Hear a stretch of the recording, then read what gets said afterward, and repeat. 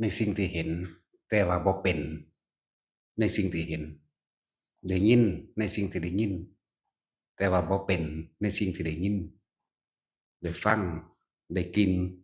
ได้สัมผัสได้รู้สึกแม้กระทั่งรู้ในสิ่งที่กายมันเป็นเหมือนคนเป็นโรคแต่ว่าบ่เป็นโรคกับกายเข้าใจบ่ล่ะแต่เฮาอยู่เฉยๆก็บ่มีหยังเกิดขึ้นได้อยู่เฉยๆแค่ความรู้สึกตัวรู้สึกตัวโดยลมมั่งรู้สึกตัวโดยอุณาโลมมั่งนิ่มนวลบนหัวมั่งทำกลางอกมั่งหรือแม้กระทั่งบ่มีความรู้สึกตัวแต่รู้เฉยๆบ่มีการคิดนึกปรุงแต่งไปใดๆทั้งสิ้นมันก็เฉยๆมันก็ไม่เป็นกับสิ่งที่เห็นไม่เป็นกับสิ่งที่ได้ยินได้กลิ่นได้รสแล้วก็ได้เสียงได้สัมผัสทางกายบ่เป็นมันเฉยอยู่จั่งซั้นก็เอิ้นว่าเป็นโลกุตระเหนือโลกเหนือโลกทั้งเบิดเฉยๆก็เหนือโลกอยู่กับความรู้สึกตัวได้ก็เหนือโลกนะเหนือโลกทั้งสองโลกนี้และโลกหน้าบ่มีเข้าใจบ่ล่ะเออเอายอดเลยมื้อนี้เออเอายอดถ้าผู้ใดบ่มีความคิดเห็นหยังก็บ่เป็นหยังถ้ามีความคิดเห็นก็เป็นเข้าใจบ่ล่ะถ้ามีความคิดก็เป็นถ้าบ่มีความคิดก็บ่เป็น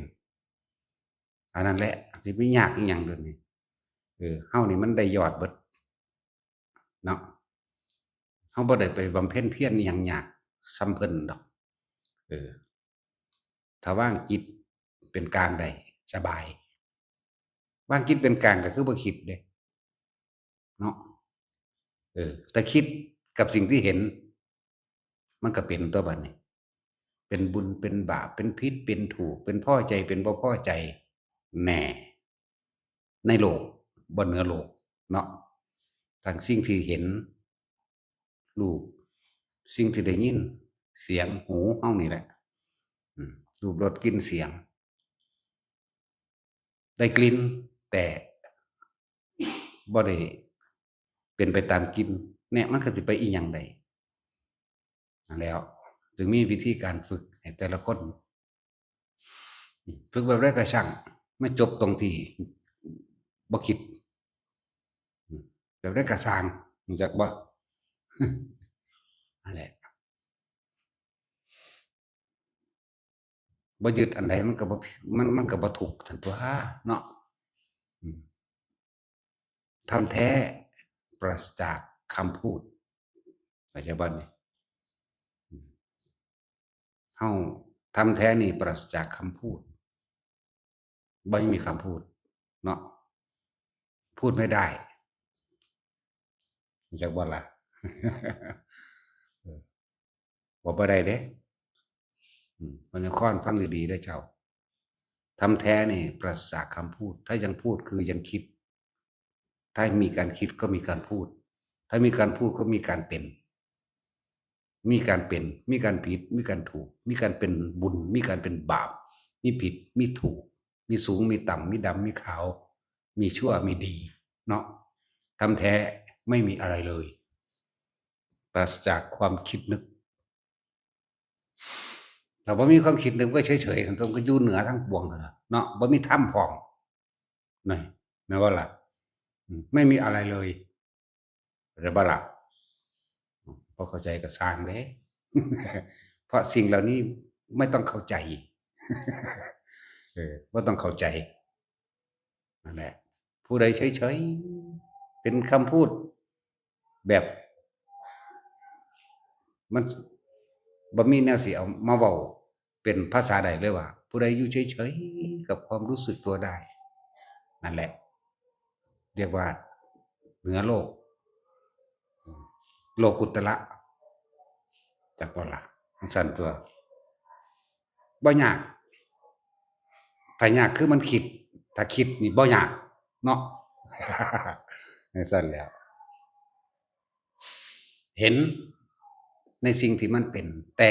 ไม่เป็นไปตามสิ่งที่เห็นเอาเห็นน้ำไหลนี่เอาก็สิคิดเฮ็ดหยังก็น้ำไหล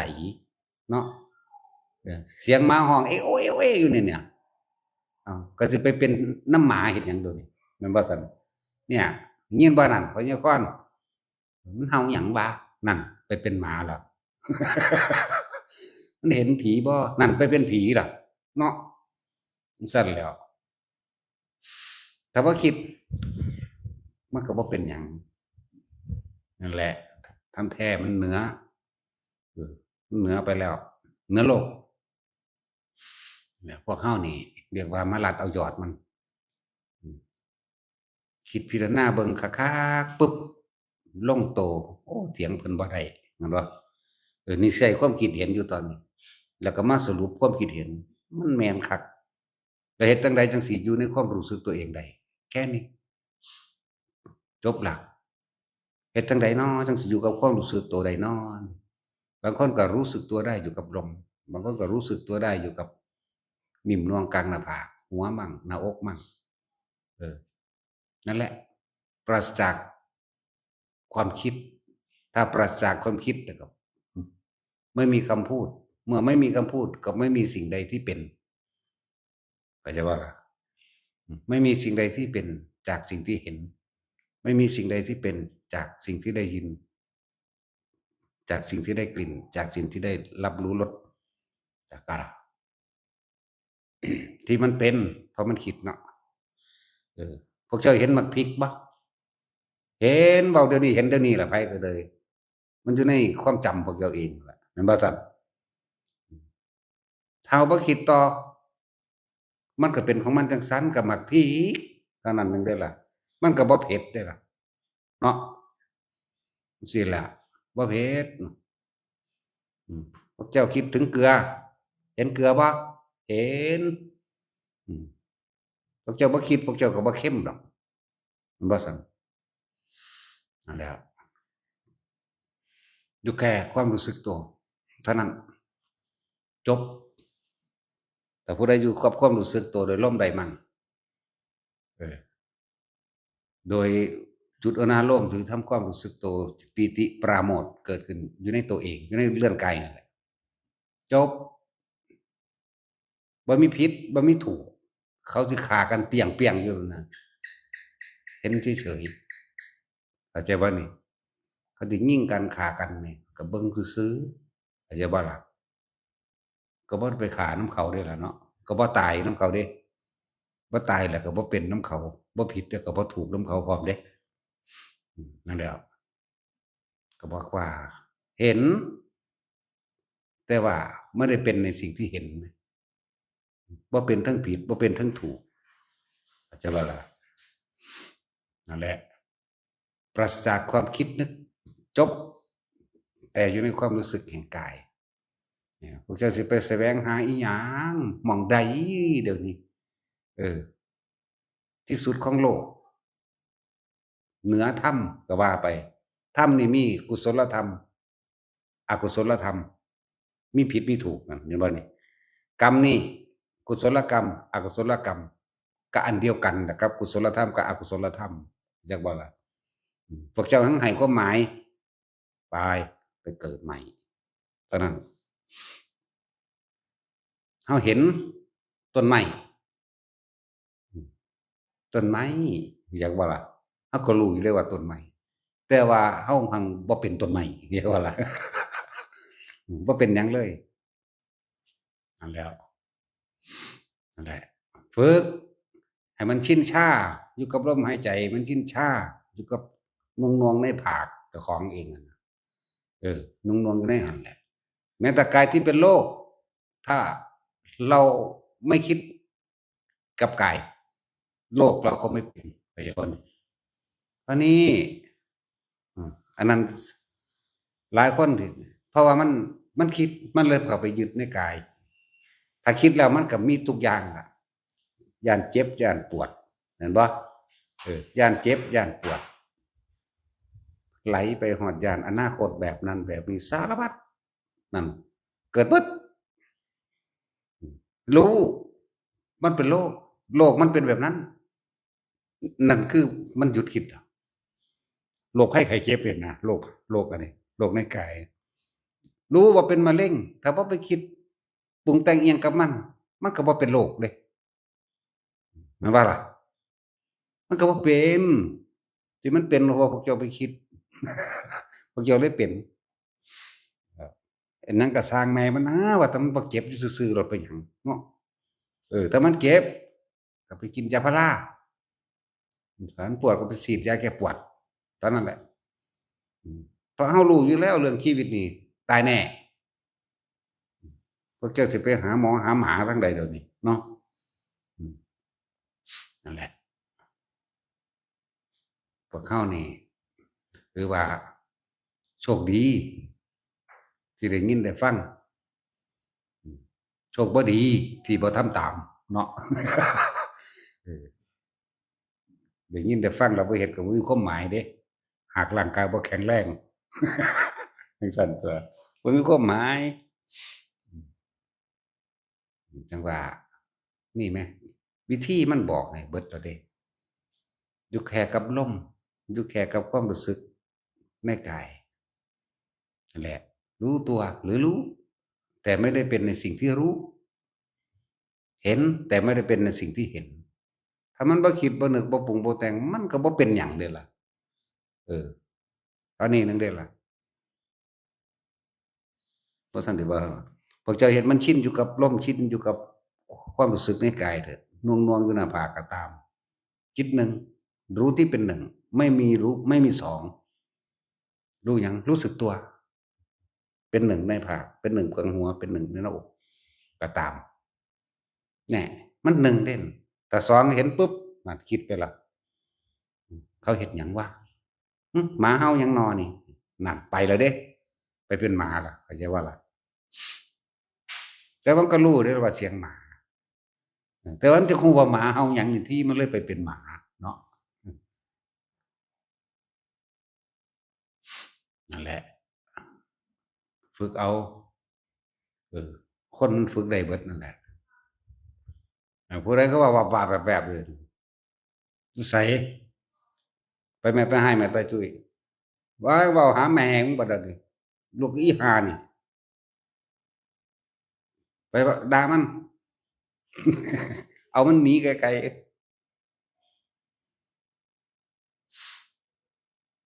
นั่นแล้วหังบ่เป็นน้ำเขาได้บ่ไร้อารมณ์หังด่า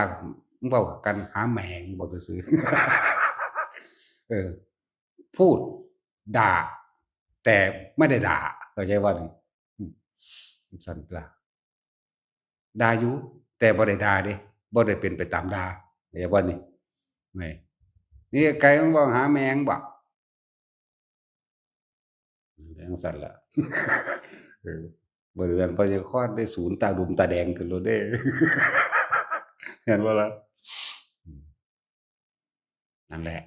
ถ้าพวกเฮารู้จักตัวนี้ได้มันก็บ่มีปัญหาดอกด่าก็บ่ได้เป็นไปตามด่าเดะล่ะเนาะจังซั่นแหล้วคนละอย่างกันเด้ง่ายๆธรรมะอันนี้แค่อยู่ในหูดังได้หนึ่งอยู่ในดูความรู้สึกตัวเท่านี้มันเป็นหนึ่งเบิดนั่นแหละณจุดใดจุดหนึ่งในความรู้สึกณจุดใดจุดหนึ่งเออเห็นก็ไม่ได้เป็นตามสิ่งที่เห็นเพราะว่ามันบ่คิดแต่บ่คิดแล้วมันก็บ่เป็นนั่นตัวแต่ถ้าคิดแล้วเป็นหมดแล้วแม้เห็นภายนอกแม้ได้ยินภายนอกภายนอกนี่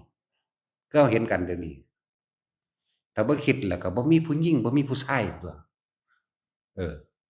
บ่มีเด็กน้อยบ่มีผู้เฒ่าไม่มีเขาไม่มีเราไม่มีสัตว์ไม่มีบุคคลมันก็บ่มีอิหยังเลยตัวทั้งที่ตายเห็นอยู่เดี๋ยวนี้ละต้นไม้มื้อนี้ก็บ่มีเนาะได้ยินก็เหมือนกันมันก็บ่มีเสียงสัตว์เสียงคนมันแต่มันได้ยินซื่อๆนี่ก็มันเป็นแบบนั้นนั่นแหล้วง่ายๆทั้งในก็เหมือนกันมันคำว่าทั้งในเนี่ยหมายถึงอัตภาพที่สองหรือเทวดาเทวตาเทวะแปลว่าสองตาหมายถึงอัตตาบุคคลที่อยู่ในอัตภาพที่สอง เป็นเทวตาเห็นก็ซื่อๆอยู่ได้ล่ะก็มันบ่คิดมันก็เฉยๆนั่นตัวเนาะเออเห็นอีหยังมันก็บ่มีอีหยังแต่ว่ามันก็ฮู้อยู่หั่นแหละว่ามันเป็นอันนั้นแต่ว่าเฮาบ่เป็นนำมันเฮาก็บ่เป็นเทวดานำมันดอกเฮาเห็นงูเฮาก็บ่เป็นงูนำสิ่งที่เห็นดอกเฮาเห็นผีเปื่อยยำยางอยู่เฮาก็บ่ไปเปื่อยนำมันเดะล่ะก็มันบ่คิดนั่นแหล้วนั่นแหละจังว่าเอออิหยังก็สร้างถ้าเราอยู่เฉยๆอยากว่าล่ะคำว่าเฉยนี่มันบ่คิดเดะมันก็เหนือโลกมันก็เหนือธรรมทั้งปวงมันก็โลกุตระศัพท์เดียวกันนั่นแหละอันเว้ามานี่ ความหมายเดียวกันนั่นแหละซึ่งบ่มีความหมายจักบ่ล่ะ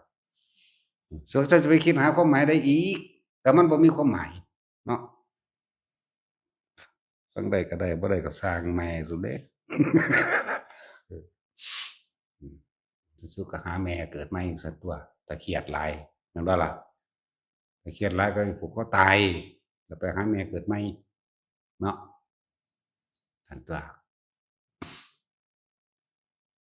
ง่ายๆพากันฝึกเอา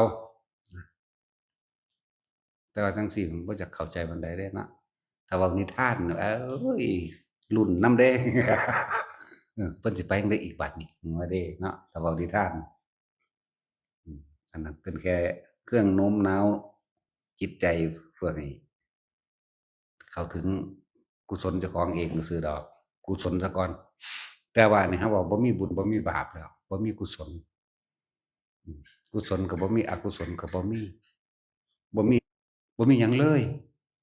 จักว่าล่ะนั่นแหล้วจั่งซั้นแหล้ว บ่มีผู้ตรัสรู้บ่มีผู้บรรลุหยังบ่บรรลุหยังเนาะอืมว่าแท็กซี่เขาตอบมึงแล้วบ่เออกูบ่ได้บรรลุหยังกูก็ยังว่าก็กูก็บ่เป็นหยังอีกแล้วกูก็บ่มีหยังอีกศีลก็บ่มีบรรลุกูก็บรรลุอีกพระอรหันต์ก็บ่เป็นอืมพระพุทธเจ้าก็บ่เป็นก็ยังว่าบ่เป็นหยังบ่มีหยังเนาะนั่นแหล้ว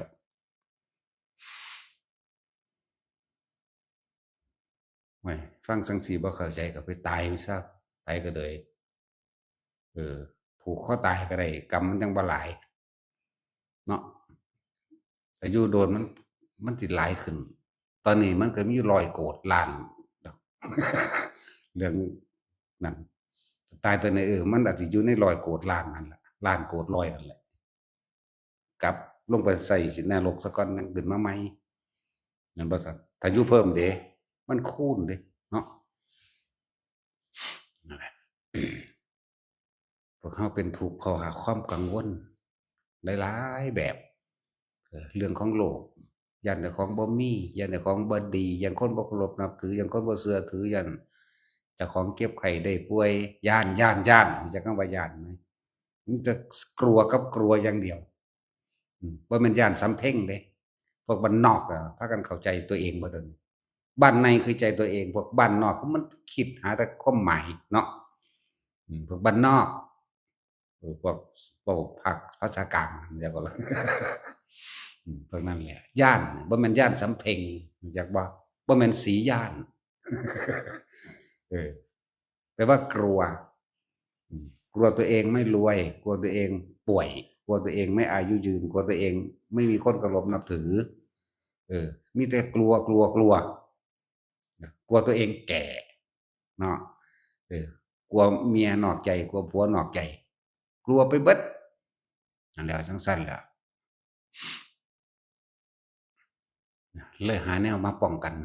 ความกลัวต่างๆกลัวตัวเองไม่รวยพูดไปแล้วไปหาอัน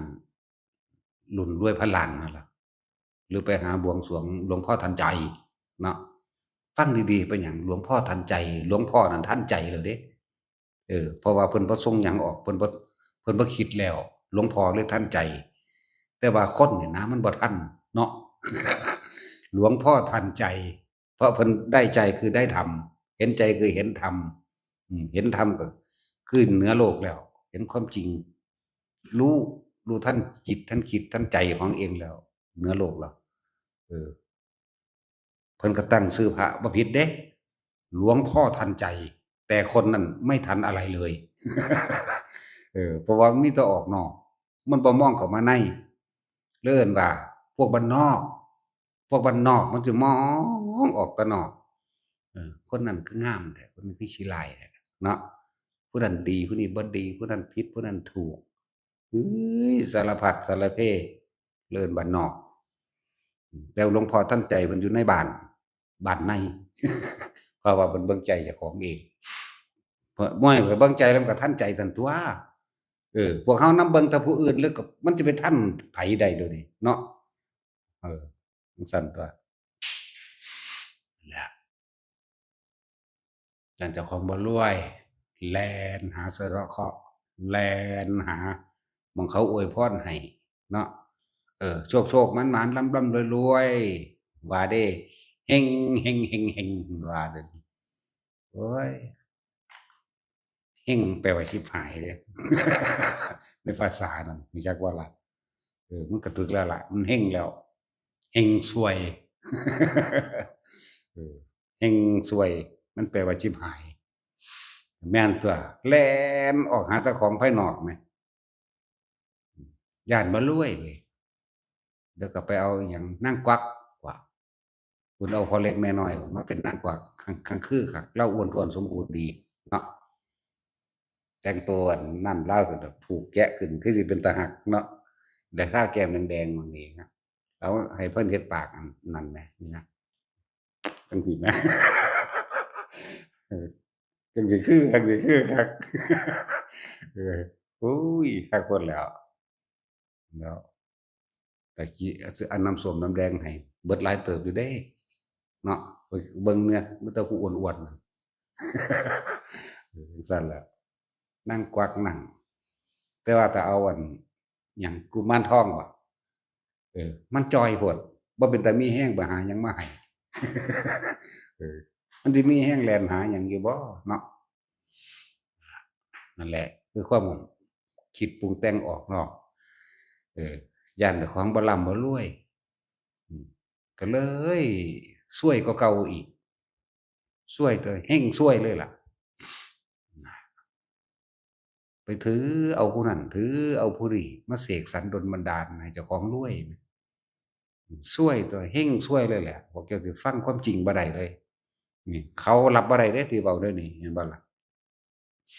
รับบ่ได้ก็สร้างเขาเพราะว่าเราไม่เป็นในสิ่งที่เราพูด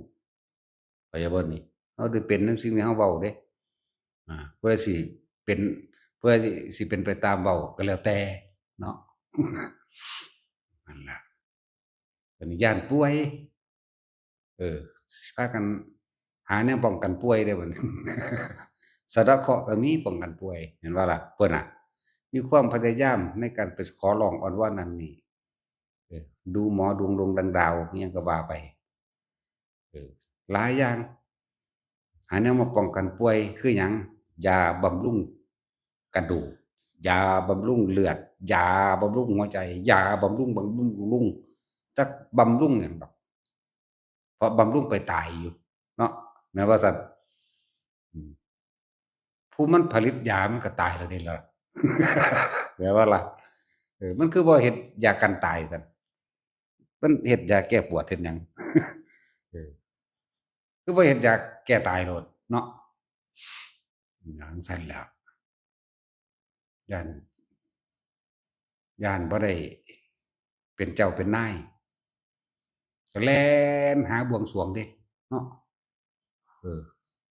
โอ้ยก็มึงเรียนหนังสือเฮ็ดหยังแต่มึงคิดว่าอั่นไปขอนำจากเทพเจ้าเหล่ากาอิหยังนั่นน่ะไปขอนำอินทร์นำพรหมบ่ต้องไปเรียนตัดสินไปขอเป็นนั่นประธานาธิบดีเนี่ยไปผู้ใดมันเสกให้ได้นั่นน่ะ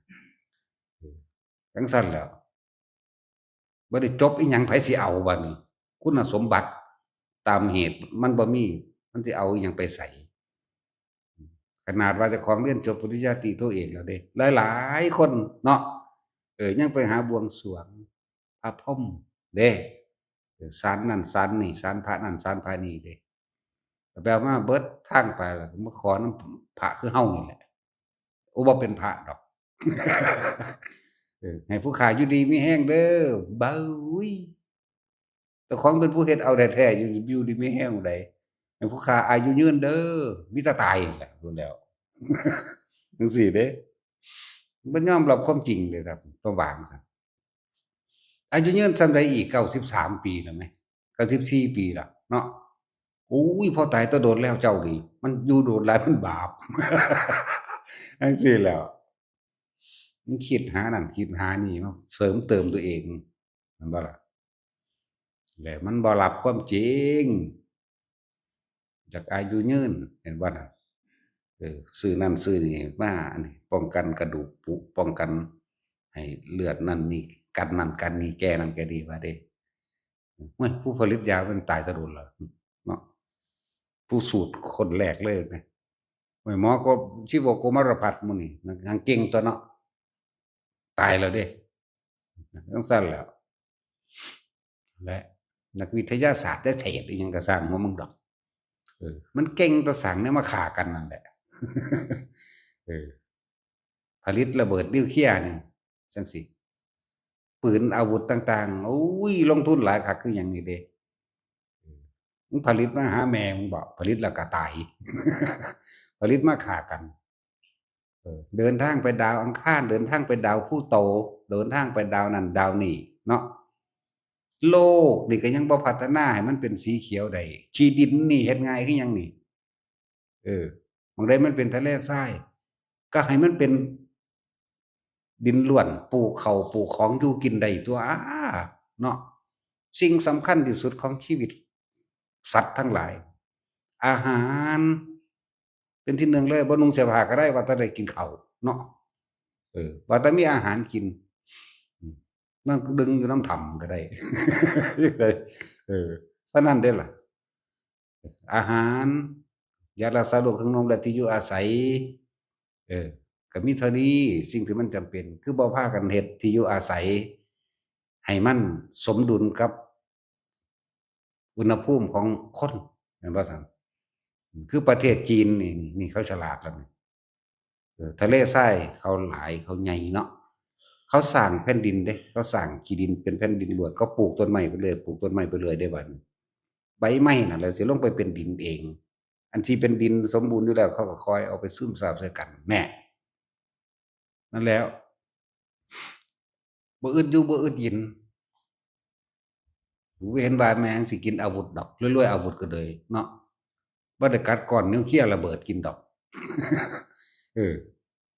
อดอยากแห้งแล้งยังบ่สงครามกันแล้วบัดนี้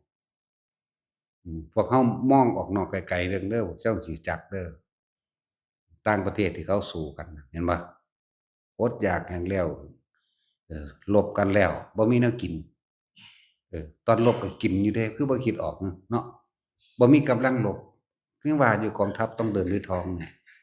อ้าวสู้คือบ่หาแนวใส่ท้องดอกสู้สิไปหาแนวรบกันหาแม่สู้หยังแม่นบ่ซั่นแล้วเฮ็ดยานอวกาศตั้งแต่เล็กหยังมันเฮ็ดอยู่นั่นมันก็แพงคักแล้วเนาะยังมาหาเสื้อเพิ่งแร่นั่นแร่นี่หาไว้สารพัดลิเนียมลิเนิมหยังว่าเฮ็ดไปก็ไปสร้างแผ่นดินแหมหม้องใดหิมะมันตกหลายๆหรือหม้องใดที่เป็นทะเลทรายหรือเป็นภูเขาหินหยังก็สร้างคือบ่พากันไปปรับปรุงให้มันเป็นดินให้มันเป็นดินให้มันปลูกของกินได้ตั้งแต่ไปดาวอังคารดวงจันทร์ก็ยังไปได้แหมลงทุนหลายกว่าปรับปรุงดินอีกตั่วแม่นบ่ซั้นอันนี้บ่ได้ลงทุนหลายเด้ขี้งัวขี้ควายขี้แพะขี้แกะขี้อูฐเอาไปสระใส่เรื่อยสระใส่เรื่อยปลูกของไปเรื่อยมันก็ขยายออกไปเรื่อยๆตั่วตั้งแต่พัฒนาอิหยังมานี่จัก4-50ปีนี่อุ้ยแผ่นดินมันจอดกันเบิดแล้วแม่นบ่ล่ะลงทุนหลายคักปานนี้เลี้ยงงัวเลี้ยงควายประเทศใดก็มีคือกันตั่วงัวควายแหมงัวควายหมูไก่ขี้งัวขี้ควายขี้หมูขี้ไก่มันสิเอาลงไปใส่นำทะเลทรายใส่ใส่เฟืองใส่เศษหินไม้ไปมันก็เป็นของมันเองตั่วปลูกไปนำเรื่อยปลูกไปนำเรื่อยตั่ว มีอาวุธบักหลายบ่มีแนวกินมันก็ตายแม่งคือเก่าของตัวเนาะเท่านั้นเด้อล่ะนั่นแหละสิ่งที่พระพุทธเจ้าเพิ่นบอกไว้เครื่องอาศัยของชีวิตมนุษย์สัตว์ทั้งหลายก็คืออาหารถ้าเจ็บไข้ได้ป่วยก็ยาแก้ปวดเท่านั้นแหละสิรักษาให้โรคมันหายมันบ่หายดอกมันบ่ซั่นมีแต่ตายนั่นแหละก็ตายไปกับร่างกายที่พวกเจ้ายึดว่าเป็นของเจ้าของถ้าบ่ยึดก็บ่เป็นเดะล่ะเนาะบ่แท็กซี่แล้วเครื่องนุ่งห่มจังซี่มันบ่ทันนุ่งห่มมันประดับประดาอย่างอื่นอีกเด้บัดนี้มีทองมีแหวนเพชรมีนั่นมีนี่มันเลยเป็นของฟุ่มเฟ้อเฮ้อเหิมนะเกินตนเกินตัวและฆ่าเจ้าของซ้ำมันบ่ซั้นจักอวดหลายจักอวดว่ากูเป็นเศรษฐีกูเป็นผู้มีหน้ามีตาเนาะมึงสิมีส่ำใดหน้าตาเผาทิ่มบัก2มื้อนั่นเป็นวันเฮาก็สิไปถูกเผาคือกันนั่นแหละหรือบ่เผาก็สร้างเด้ตายแล้วแต่บ่ได้เงิดเด้เนาะจั่งซั้นแหล้วไผสิเอาไปสระไว้นำถนนหนทางก็แล้วแต่เด้จั่งซั้นบ่ได้มีคิดต่อไปอีกเด้ถ้าบ่คิดต่อไปแล้วมันก็เป็นแบบนั้นแหละเนาะนั่นแหละพากันพัฒนาตั้งแต่แนวทำลายโลกนี่ก็อายุสั้นตั่วเนาะโลกนี่เป็นของใช้ร่วมกันเด้นั่นแหละโลกนี้สิอายุยืนก็ขึ้นอยู่กับจิตใจที่มีเมตตากรุณามุทิตาเอื้อเฟื้อแก้กันมีอุเบกขาแก้กันจั่งสิอายุยืนจักว่าทำจตุโลกบาลนี่คือหยังก็เมตตากรุณามุทิตาอุเบกขานั่นเลยเอิ้นว่าจตุแปลว่า4แม่นบ่ซั่นเอกหนึ่งทวีสองติสามจตุสี่จตุโลกบาลทำมันเป็นเครื่องคุ้มครองโลกให้อยู่แคล้วคลาดหรือให้อยู่ปลอดภัยอยู่ด้วยความอุดมสมบูรณ์ก็เพราะว่าเมตตากรุณามุทิตาอุเบกขานั่นแหละเรียกว่าธรรมจตุโลกบาลบ่แม่นเทวธรรมเทวธรรมคือหิริและโอตตัปปะเรียกว่าล่ะเทวะแปลว่าสองธรรมที่ทำให้บุคคลเป็นเทวดาหรือเอิ้นว่าเทวธรรมเข้าใจบ่ล่ะพวกยึดตำรามันก็ยึดอยู่หั่นแหล้วมึงแบกโลดมึงอ่านหนังสือมาเบิดโลกพู้นเนาะไปอ่านอยู่ดาวอังคารก็อ่านอีโลดแม่นบ่ล่ะสิส่ำใดเดี๋ยวนี้สู้ผู้บ่รู้จักหยังเลยดีกว่าเนาะเนี่ยบ่มีหยังแหมสำบายๆถ้ามีแล้วยากคือหยังมีคำเล่าเนาะจั่งซี้มีตำแหน่งมึงรู้บ่ว่ากูเป็นไผว่าซั้นคนพวกนี้ขนาดเรียนจบด็อกเตอร์ด็อกหมาเนาะยังไปถามเขาอีกอยู่เด้มึงรู้ไหมกูเป็นใครว่าซั่นโอ๊ยศาสตร์กูจะไปรู้กับแม่มึงเหรอคือกันแล้วเลยมึงยังไม่รู้ตัวมึงเลยไอ้ศาสตร์โลดยังให้โอกาสอยู่เด้คำว่าไอ้สัตว์นี่ให้เลือกเอาสิเป็นหมาก็เป็นสิเป็นงัวเป็นควายก็เป็นสิเป็นหมูเป็นเหียดก็เป็นสิเป็นอีปิงก็เป็นไปเนาะตั๊กแตนเต่าตลอดทั้งขี้จักแทก็เป็นไปตัวให้เลือกเอาเป็นว่าซั่นนั่นแหล้วหังเรียนสูงหังบ่รู้จักเจ้าของแม่นบ่ล่ะเรียนหาแม่งบ่เออมึงรู้ไหมกูเป็นใครว่าซั่นโอ๊ยมึงก็ไปถามพ่อกับแม่มึงเบิ่งเอาตัวมึงมาถามกูแม่มึงหยังเนาะแม่นว่าซั่นนั่นแหละหังเรียนสูงหังโง่จั่งซั้นตั่วโง่ตัวบ่รู้จักฮอดเจ้าของไปถามผู้อื่นพู้นแม่นบ่ซั่นโอ๊ยพ่อกับแม่มึงบ่บอกบ่คือมึงคือบ่ถามกูนั่นแหละนั่นแหละความจริงต้องตรงบ่หลอกลวงความจริงต้องเปิดเผยปิดบังมันมืดตึ๊บนั่นแหล้วความเชื่อนี่รู้จักบ่กลัวความจริงเด้อันใดที่เฮารู้จริงแล้วความเชื่อนี่หายเลยเด้เหมือนดวงพระอาทิตย์เพียงดวงเดียวสว่างแจ้งหมดโลกนั่นแหละแต่ว่าความจริงถ้าถูกเปิดเผยแล้วความเชื่อที่ปิดบังความงมงายของตนเองเมื่อ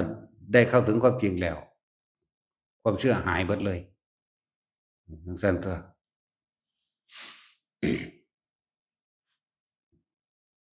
ผีอยู่กกค้อย่างไปเบิ่งบ่มีผี เอ้าบ่มีมันก็หายแล้วเด้ล่ะ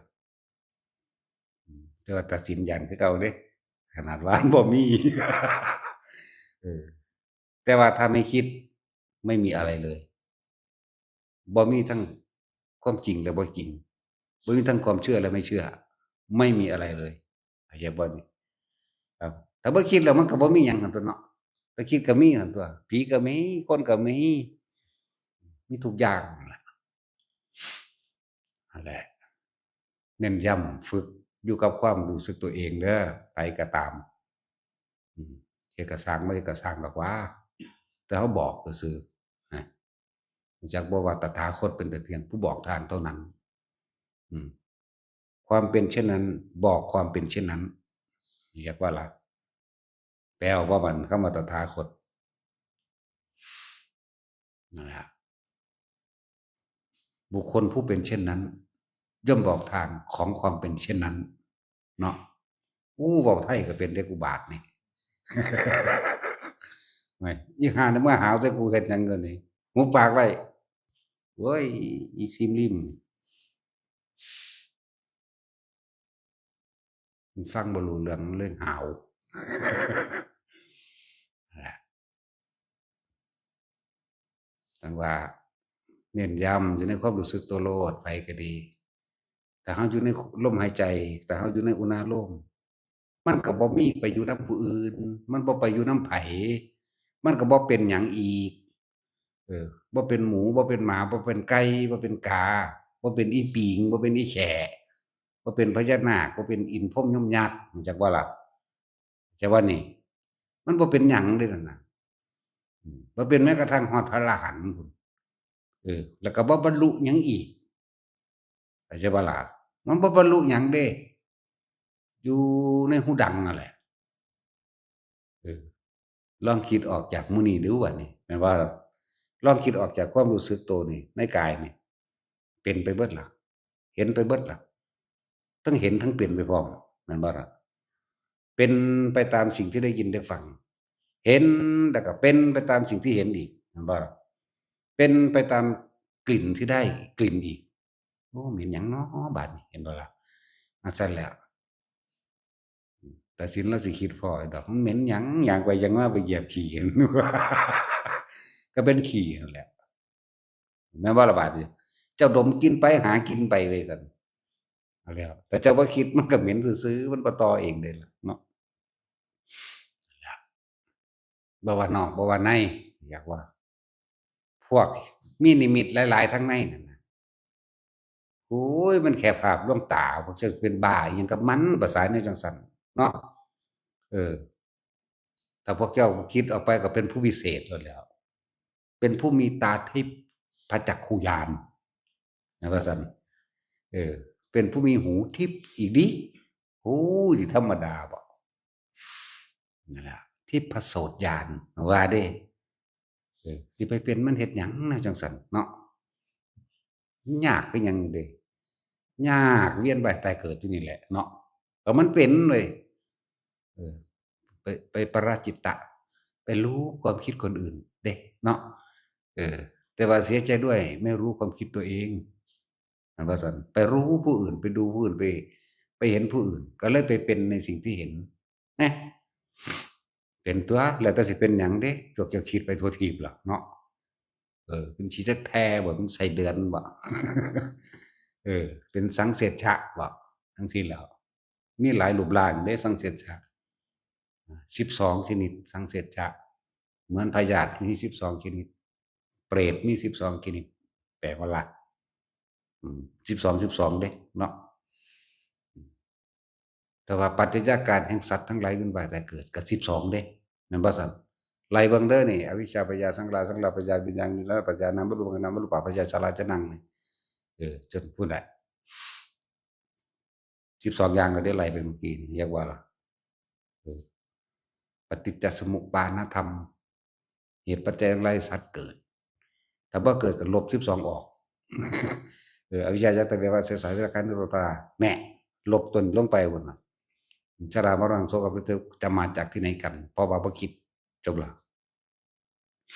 นั่นแหละหลักการหลายไปก็เลย ตะกี้มันบ่มีดอกตัวหนังสือแม่นบ่อืมมันบ่มีดอกมีแต่เว้าเอาโลดอืมเวลาอั่นเพิ่นแสดงธรรมกันตะกี้มันบ่ได้ยากเลยล่ะเออเธอเหเธอเห็นคนนั้นไหมพระเจ้าถามเห็นพระเจ้าค่ะแล้วเธอคิดอย่างไรเห็นเปล่าโอ้สวยดีเจ้าค่ะเธอพอใจไม่พอใจนั่นแหละเกิดนั่นแต่เธอเห็นคนนั้นไหมโอ้ยขี้เหร่พระเจ้าค่ะตัวอยากได้ไหมไม่อยากได้เนี่ยไม่พอใจนั่นแหละเกิดถ้าเธออยู่กับตัวเองนะสักอยู่กับตัวเองอยู่ในความรู้สึกแห่งตนเองสักแต่ว่าเห็นแต่ไม่ได้เป็นในสิ่งที่เห็นไม่พอใจแล้วไม่พอใจกับสิ่งที่เห็นเท่าเพิ่มปราศจากความคิดหยุดเด้อเท่านี้นึงได้หรือเปล่านี่แม่ จะไปปฏิบัติยากไร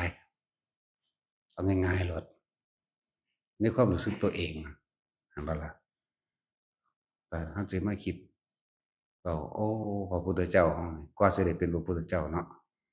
เสียสละกับให้กับมันเสียสละมาเกิดมาตายมาต้องรบปกใหม่ป้องกันเพื่อว่าให้ผู้อื่นตกโอ้ยกับงงๆพวกเฮาสารเลวพวกเฮานี่เนาะแม่นบ่คือบ่ไปแต่โดนๆพุ้นเป็นมาเสียสละอิหยังกับพ่อส่ำนี้เนาะเออผู้ดูถูกก็ดูถูกไปสูดูถูกก็ถูกแล้วก็สูก็เป็นไปในสิ่งที่สูดูถูกนั่นแหละเห็นบ่ล่ะนั่นแหละโอ้ยสิว่าสิสั่งสมบารมีอืมคำว่าโพธิเป็นเครื่องทำให้ชุ่มเย็นเออเหมือนโพธิก็ได้เพิ่นรู้โพธิเพราะแห้งล่ะคือโพธิปักขิยธรรม37นั่นแหละ แต่เพิ่นข้องเกี่ยวอยู่กับหมู่สัตว์ทั้งหลายเลื่อเอิ้นโพธิสัตว์เข้าว่าล่ะข้องเกี่ยวอยู่รู้ทะลุเบิดแล้วล่ะจักว่าล่ะเออแต่ว่านี่ยอมอดยอมทนยอมเสียสละถือว่าตกนรกแทนโดยความหมายน่ะหมายถึงว่าเออโดยความหมายเหมือนเสือคำว่าตกนรกแทนอือหรือเจ็บปวดแทนเข้าใจบ่นี่เสือตนนั้นตอนบ่ทันได้ออกลูกเดะ มันตกหลบหลุมดักของนายพรานแต่ว่าตกลงไปแล้วมันออกลูกตีมันก็ย่อมเบิดแห้งเนาะคือแม่ลูกอ่อนน่ะบ่มีแห้งเด้แม่ลูกอ่อนก็เลยไว้สัตว์อันเดียวกันแท้ๆนี่ไปใส่ว่าเนาะ2มื้อ3มื้อบ่ได้กินข้าวกินน้ำลูกก็กินนมกินหยังไป3 4 5 6 7มื้อเข้าไปเลยบัดนี้เกิดความหิวสิกินลูกก็บ่ได้เออก็เหลือแต่ลูกเนาะถ้าพระโพธิสัตว์เฮามาเห็น เอ๊มันเป็นจังซี่เพิ่นก็พิจารณาเบิ่งดีแล้วอะจำเฮาจะต้อง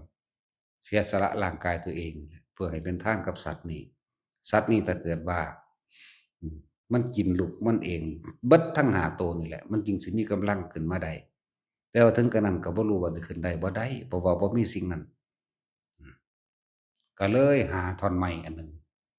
สัตว์ลงไปเข้าใจว่านี่เออแล้วก็เอาตัวเองโดดลงไปให้เสือกินเนาะ กินแล้วมันก็มีแห้งมันก็คาบลูกมันขึ้นมาทีละโตทีละโตได้นั่นเออแล้วพวกเขานี่มันเอายอดเลยเนาะนั่นคือความจริงคือธรรมะคือความจริงเพิ่นนำทุกอย่างเพิ่นพยายามสิค่อยๆเป็นไปให้ผู้อื่นได้รู้ได้เห็นตามความเป็นจริงให้ผู้อื่นได้รู้ได้เห็นว่านี่เกิดมีแต่ทุกข์กับทุกข์เท่านั้น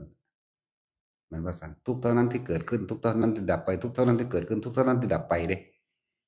บ่แม่นสุขเท่านั้นเด้เพราะว่าพวกเจ้าปรารถนาความสุขความสมหวังพวกเจ้าเลยเป็นทุกข์อยู่ตลอดเลยบ่ฮู้ว่าสาเหตุแห่งทุกข์มาจากไสก็มาจากสุขนี่แหละมาจากสุขมาจากความปรารถนาแห่งความสุขความสมหวังเด้ปรารถนาความอยากได้และอยากเป็นนั่นแหละแม่นบ่ล่ะอยากได้หยังก็อยากได้ความสุขอยากเป็นหยังก็อยากเป็นในสิ่งที่เหนือหมู่ทั้งปวง เหนือแบบโลกๆนั่นแหละจากว่าล่ะเหนือ เกิดมากูจะมีฤทธิ์เด้ว่าเด้เนาะจังซั่นจังซี่มีเบิดเหนือสุดก็ตายมันก็เอามันมาบอกให้เฮาฟังเลยล่ะคนที่มีอำนาจสูงสุดของการเป็นมนุษย์น่ะคือพระเจ้าจักรพรรดิพระเจ้าจักรพรรดิบ่แม่นจักรพรรดิญี่ปุ่นจักรพรรดิอังกฤษคือเดี๋ยวนี้เด้อันนั้นเอาใส่ชื่อมันซื่อๆเด้เอาของสูงมาใส่ของต่ำซื่อๆเด้นั่นน่ะจักบ่ล่ะของจริงๆมันโอ้โฮบำเพ็ญบารมีกว่าสิได้เป็นพระเจ้าจักรพรรดิเนาะเป็นธรรมดาเว้าสิ่งที่เกิดสหชาติกับจักรพรรดิมันมีตั้งเยอะตั้งแยะเจ้าได้รองเท้าแก้วเออเจ้าเกิดเป็นม้าเป็นงัวเป็นควายให้เขาขี่แล้วก็เต็มใจให้เขาขี่เข้าใจบ่น่ะถ้าเป็นสัตว์ก็เลยเป็นม้าเป็นล่าเป็นช้างเป็นอิหยังที่ใช้กำลังแล้วทำให้เร็วขึ้นเกิดมาแล้วก็ยินดีพอใจในความให้เป็นพาหนะของบกนี้ได้เดินทางสู่ความสำเร็จอย่างรวดเร็วนั่นเป็นอานิสงส์ของการได้รองเท้าแก้วเดี๋ยวบัดนี้สั่นตัวพวกเจ้าอยากได้วิสรณ์เนี่ยพระตาสั่งว่าจงไปตัดคอผู้นั้นและร้อยหูมาให้เราวิสรณ์ก็ไปเจ้าต้องไปเป็นนักรบว่าโลบให้เขาชนะสมดังใจเจ้าก็ยังเป็นบ่ธรรมดาเจ้าอยากได้นางแก้วเจ้าก็ต้องรู้จักทานเมียเด้บ่ธรรมดาเด้สละบุคคลที่รักให้ผู้อื่นได้ไหมนี่เขาสิได้นางแก้ว4นางเด้ธรรมดาบ่จังซั่นแหล้วอยากได้ม้าแก้วนี่ก็ได้ม้าแล้วสร้างแก้วขุนพลแก้วเจ้าต้องเป็นคนที่เด็ดเดี่ยวออกรบทั้งใดก็สร้างบ่แม่นอยู่ทั้งหลังอยู่ทั้งหน้าหมู่ตลอดจังสิได้สิ่งเหล่านี้จังสิคืนมาได้นั่นแหล้วเหาะได้เด้บัดนี้เมื่อถ้ารองเท้าแก้วเจ้าจักได้พระขันแก้วพระขันนั่นโอ้ยเขาพระสุเมนหรือสิโนราชทั้งใดก็สร้างเอาคอยวางลงเบาๆมันก็แตกขึ้นแล้วจักว่าล่ะซั่นแหละเจ้าต้องเป็นคนที่เฉียบแหลมมีปัญญาและกล้าหาญเป็นดุจดังอาวุธที่สามารถปกป้องจากบ่นี้พวกนี้สิเป็นคนที่ปกป้องผู้อื่นได้ด้วยความกล้าหาญอย่างเดียวเสียสละชีวิตตนเองชาติแล้วชาติเล่าชาติเล่าชาติแล้วเด้กว่าสิเป็นพระจักรพรรดิได้ธรรมดาทำให้เป็นพระจักรพรรดิได้นี่จากบ่นี้สิเว้าอย่างนี้เจ้าจะให้คนที่ได้ปกครองสุเวียนเจ้าจะต้องเป็นคนที่ให้ทานโดยไม่ได้เสียดายในทานให้ทานโดยไม่หวังสิ่งใดอีกนั่นให้ทานบ่ว่าสิเป็นสัตว์ต่างๆอาหารจารสารเครื่องนึ่งห่มที่อยู่อาศัยตลอดทั้งเครื่องอำนวยความสะดวกสบายหลายอันหลายอย่างจะต้องให้ทานลักษณะนี้พร้อมแม้กระทั่งชีวิตตนเองพุ่นที่ธรรมดาบ่พระเจ้าจักรพรรดิเจ้าจังสิได้ขุนพลกล้าปกป้องผู้อื่นด้วยความกล้าหาญเด็ดเดี่ยว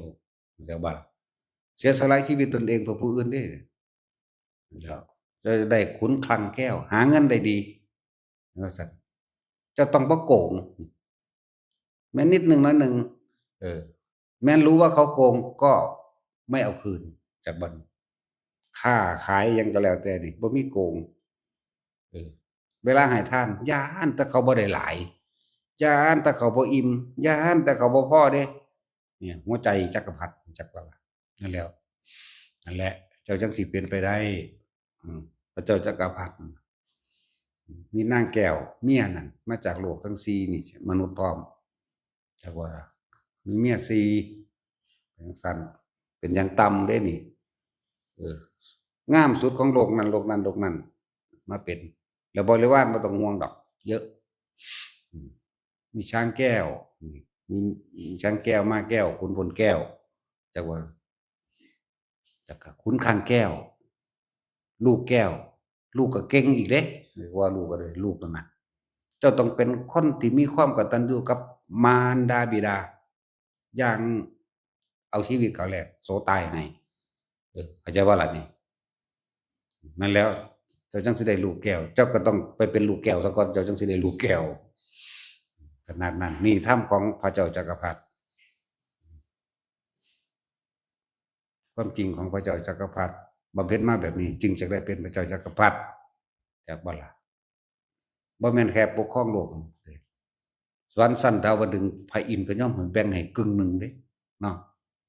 เออแม้กระทั่งนางฟ้านางสวรรค์ก็ยังเอามานอนน้ำใดมันก็ตัวเออเป็นบ่แท็กซี่มึง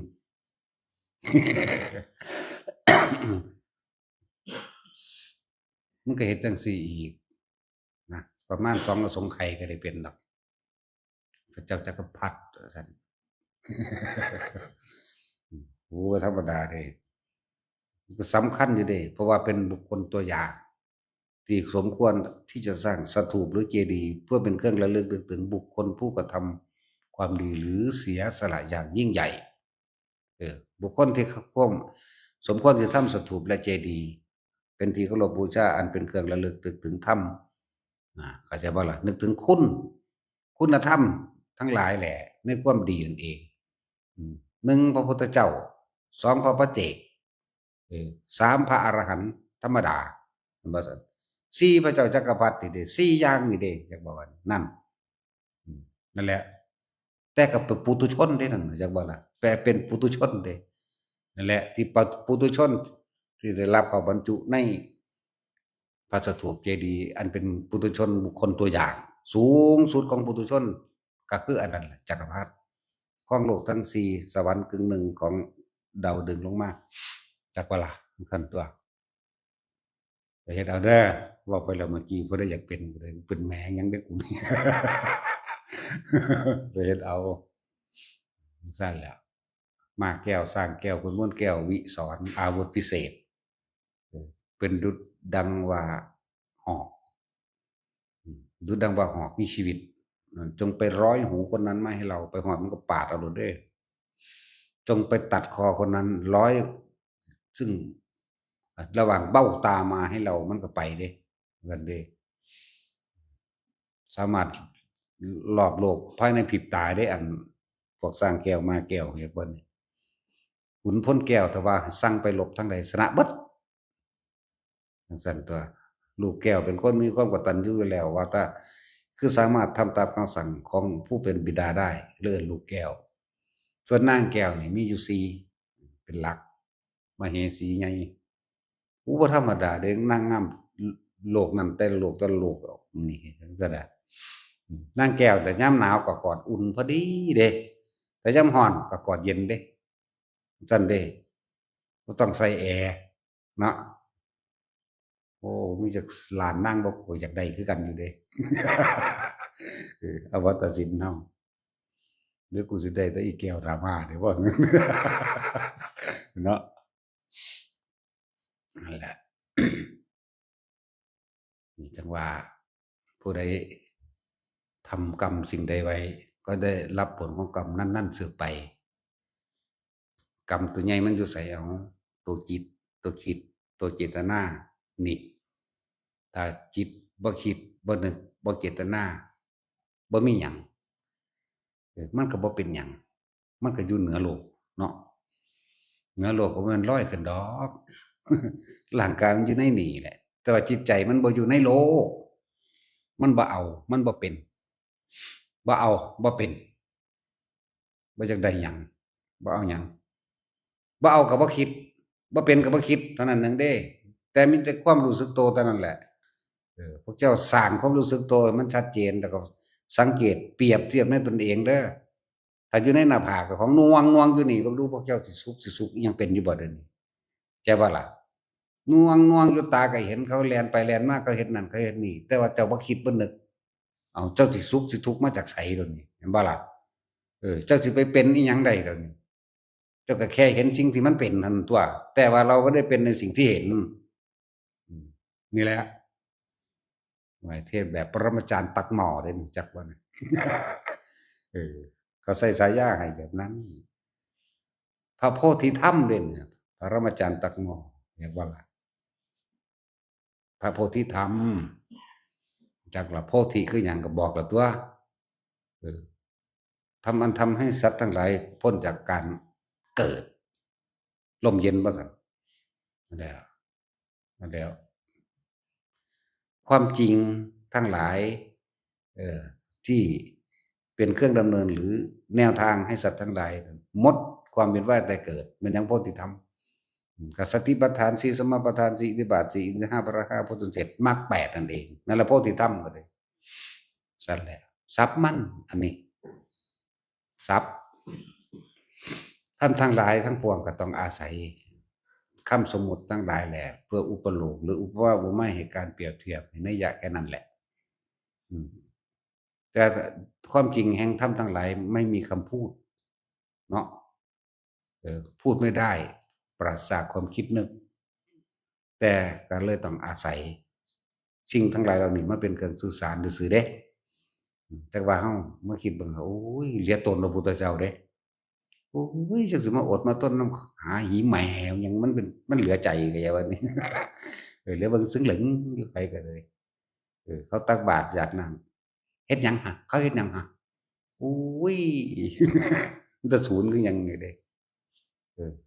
นั่นแหละคือพวกเฮาเดี๋ยวนี้บอกให้ชัดเจนอยู่ปานนี้ยังยันผีอยู่เนาะ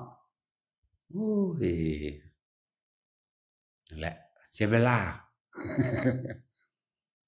เสียเวลาเสียจักว่านี่ฝึก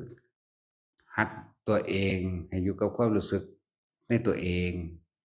แต่เขาอยู่กับความรู้สึกเดียวในกายเขาเองได้พ้นละตอนนี้หนึ่งเดียวพวกเจ้าแลนหายังอีกเนาะจะเป็นเถาะคนหูทิพตาทิพจะเป็นเถาะคนรู้ความคิดผู้อื่นผู้เพิ่นรู้ก่อนก็ตายไปแห้งก่อนละเนาะจะเป็นเถาะคนระลึกศาสตร์ได้เท่านั้นเท่านี้อดีตอนาคตต่างๆบ่ต้องเป็นดอกจุตูปปาตญาณรู้สัตว์เกิดตายแบบนั้นแบบนี้สุดท้ายอยู่ไสบ่ต้องเป็นดอกเนาะนั่นแหละเวลาเราระลึกนึกถึงคุณธรรมตั้งแต่พระพุทธเจ้าเขาบำเพ็ญมาสมัยเสวยชายเป็นโพธิสัตว์ปูนตั้งแต่นั่งวิสุทธิดาอย่างพุ่นจนเท่าเดี๋ยวนี้โอ้มันบ่ธรรมดาเด้อันกับพวกม่านด้อยค่าต่างๆนะ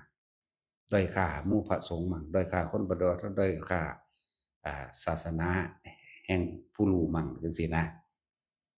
นั่นแหละมันสลดใจอยู่พุ่นนะคือเหลือตนเพิ่นได้บัดนี้โอ้ยสิมาอดมาทนหยังกับคนพวกนี้นะในต้นปรารถนาครั้งแรกถ้าสิน้อมจิตเข้าไปนิพพานก็ได้เลยแหมเป็นหยังคือบ่เฮ็ดเอานะ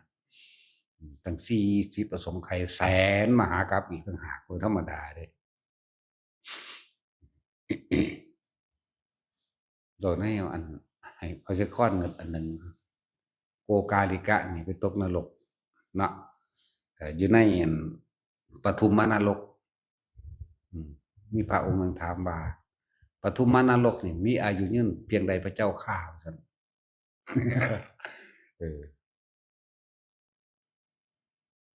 กระสอบในสมัยเพิ่นคาลีแล้วสมัยนั้นถ้าเฮาสิเปรียบเทียบเพราะพวกเฮาได้เข้าใจกระสอบ200กิโลไหมพระเจ้าค้อนเด้อ100,000 ปีจะมีบุรุษหนึ่ง